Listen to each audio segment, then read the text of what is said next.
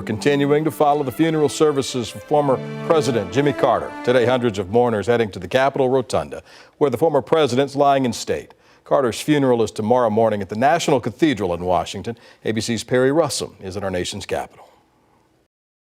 The final hours of public visitation at the Capitol Rotunda, where President Jimmy Carter lies in state.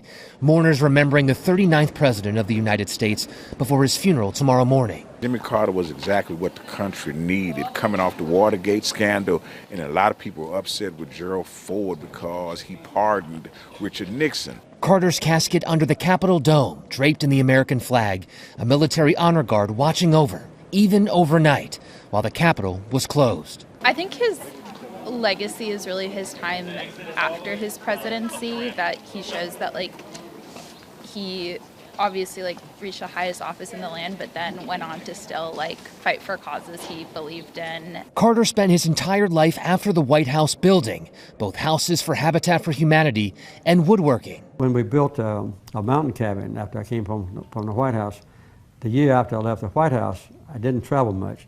So I made all the furniture for the entire house. His ceremonial final trip to Washington ending tomorrow at the National Cathedral, where his life and legacy will be celebrated, for the country to say goodbye. Just so impressed with him, the way he carried himself and how he served our country.